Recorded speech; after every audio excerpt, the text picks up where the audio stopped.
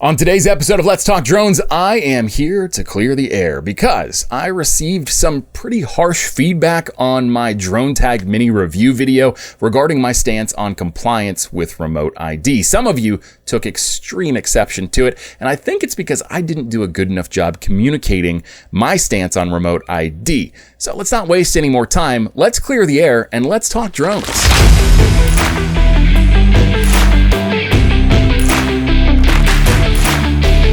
Like I said, I received feedback on that Dronetag Mini review video. Some of it was really good. Some of you took the time to express thanks for sharing the information that I had gained while using the Dronetag Mini so that you could make a more informed decision as to whether or not you were going to purchase it. You expressed how grateful you were for the time I put into the video, and you had some pretty interesting questions as it related to the Dronetag Mini and integrating it into your setups. On the other hand, there were some of you that were pretty darn mean when it came to the comments that you left. And I would just want to make it very, very clear, despite the fact that I was called a corporate shill, a sheep, you get the picture.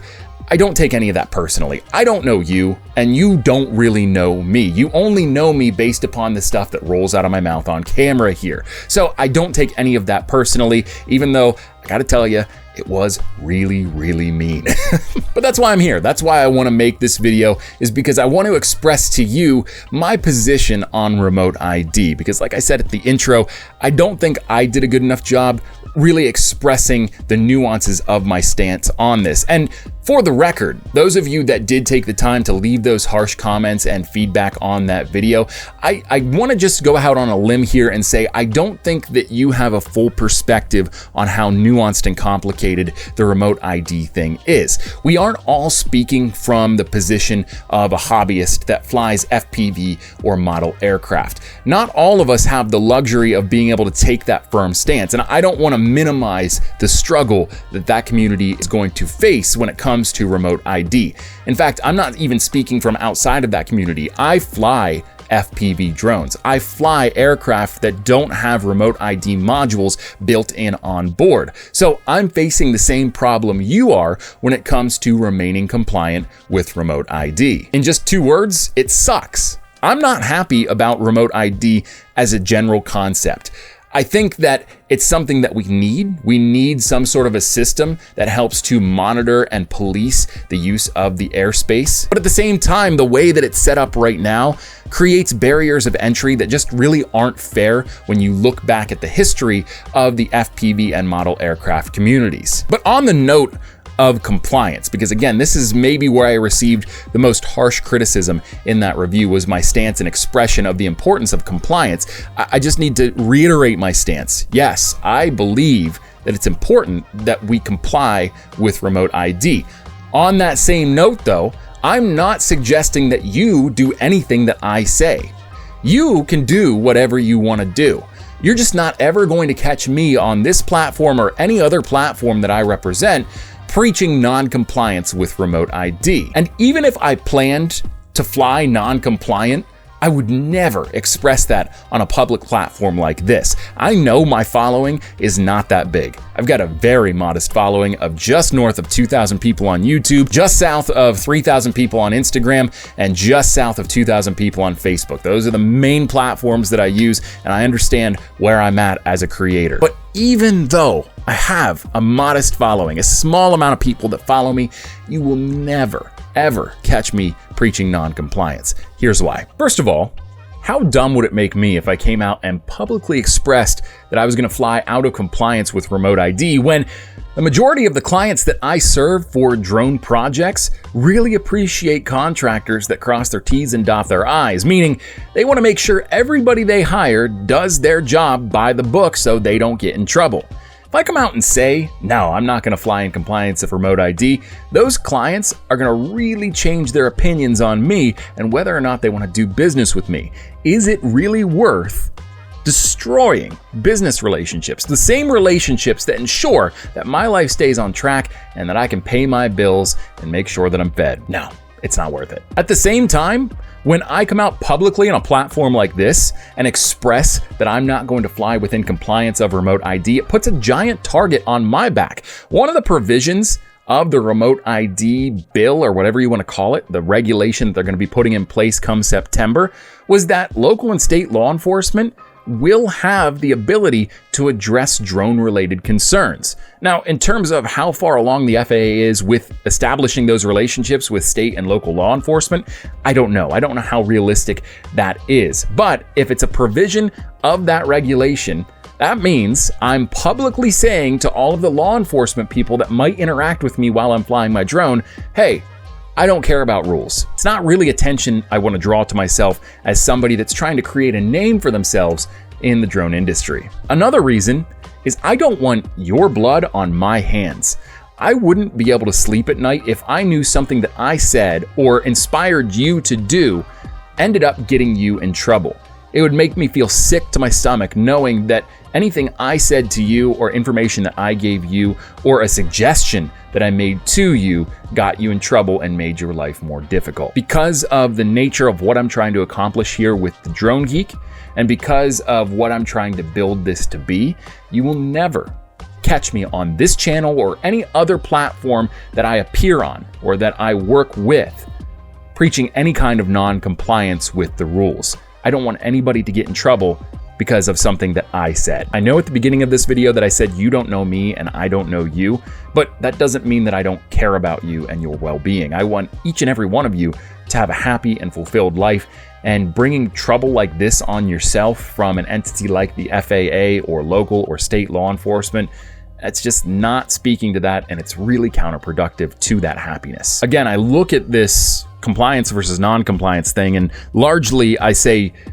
do whatever you want to do, because it's not my place to tell you how you should live your life. But if I were in your shoes, I would be looking at how I can play by the rules but get the most out of it. Remember, this is a government organization we're talking about, the FAA. They're not a boogeyman, but they certainly do like rules and structure in place. And they like to have their communication about these things they're bringing into being talked about in a civilized and matter-of-fact manner. I'm getting the feeling that a lot of you think this is our Boston Tea Party moment, but I'm telling you right now, it's not. And the reason that I say that this is not our Boston Tea Party moment is because if you look at the way that remote ID has unfolded from the beginning when it was proposed to now, where we're just a couple months out from it being enacted, you would see just how minimal the response was from our community. I did the math.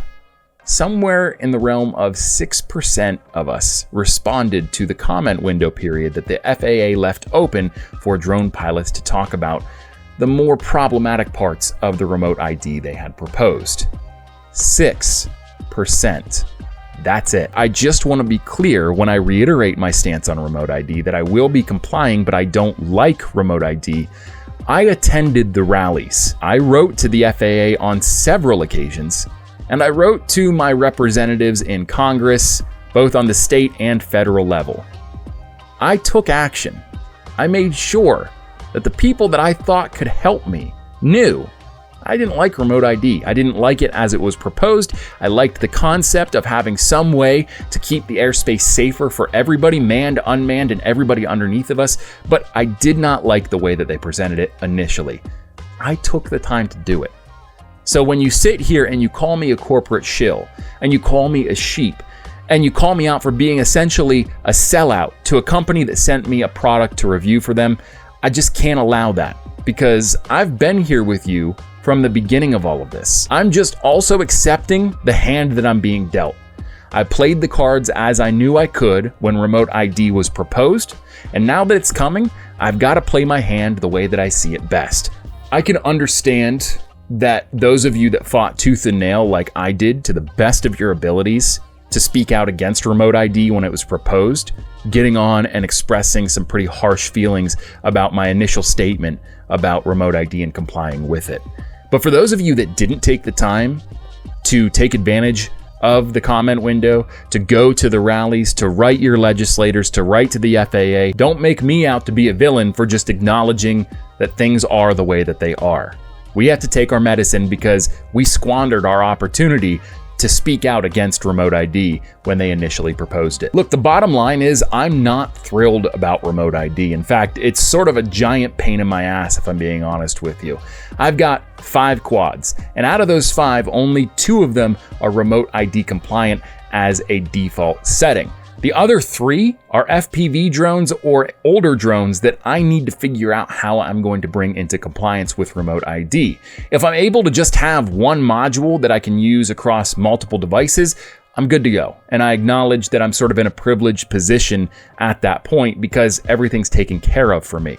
But if I need separate modules for each aircraft, I need to take a serious look at my fleet and at the drones that I have available to me, and I need to decide which ones I fly enough to get a module for and which ones are maybe going to be indefinitely on the shelf. This was never not going to be a battle for us as drone enthusiasts. I challenge you to keep in mind 2 things when mulling your feelings and position on remote ID. First of all, the drone industry evolved extremely rapidly. I'm talking we went from model airplanes built of balsa wood to these supercomputers with propellers that can go miles and miles away from the original starting point and have high-end camera systems on board so that you can maintain visuals throughout the duration of your flight. The FAA and society as a whole was not prepared for how rapidly we jumped from point A to point B in this technology, and now the FAA has to play catch up in trying to rein in how this technology is used. And they're not doing it just to spite us. That's not what the FAA is trying to do. What they're trying to do is take control of a situation that could, if used inappropriately, spin out of control very, very quickly. It's going to require patience and cooperation on both sides of this conversation, from the FAA as well as the drone community at large. And this patience and cooperation is going to be key as the people in charge of creating safe and usable airspace for all of us get their ducks in a row as it's related to remote ID, UTM, and the drone industry. The second thing is, while remote ID and all of the regulations that we as drone pilots must adhere to are giant pains in the asses, we get a lot of privileges and protection from the FAA because they identify our drones as aircraft. We have the right to navigate airspace with proper authorization where necessary. The only governing body that can tell us how to operate our aircraft in the air is the FAA. And if somebody feels so inclined to shoot our aircraft out of the sky, it's protected the same way a manned aircraft would be if somebody tried to shoot it out of the sky. All in all, we really don't have it that bad when you consider our drones are aircraft. It's sort of like the classic argument of, is a bicycle supposed to be on the sidewalk or the road? Is it a vehicle or is it a pedestrian? Nobody really can flesh that out because the rules are so vague, and I think that's what the FAA is trying to accomplish here. They're trying to establish drones as credible aircraft. And that's not me trying to spin it, that's me just basically trying to say to you, we can't have our cake and eat it too. If we want to continue to receive the same privileges that manned aircraft get when it comes to operating our drones, we have to play ball with the FAA, and we have to fall in line with some of the regulations they put into place. Manned aircraft had to do it with ADS-B and the way that they track flights and how that information is published and broadcast. Now we've got to do it too. But what do you think? I know that this video didn't really change the opinions of people that left the comments on the Dronetag Mini review. I get it. My opinion is somewhat unpopular, but the fact is, that's my opinion. That's my stance. But I just want to be totally clear that I'm not sitting here going, oh yeah, this is a great thing that we should just all fall in line with because it makes total sense and everything looks good just as it is. No, I've got my problems with remote ID, but the fact of the matter is, if I want to continue doing business and I want to continue to develop myself as a credible source of information in the drone community here on YouTube as well as the other platforms that you can find me on, I've got to consider all of the angles. And my opinion now is that while remote ID sucks, we've got to do it.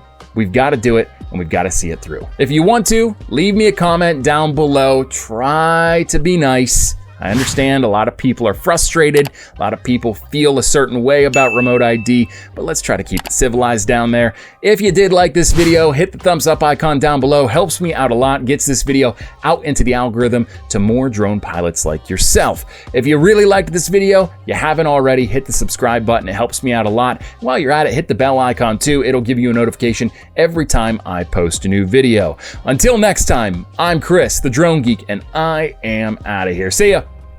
Yo, what you say? Steady screaming, YOLO.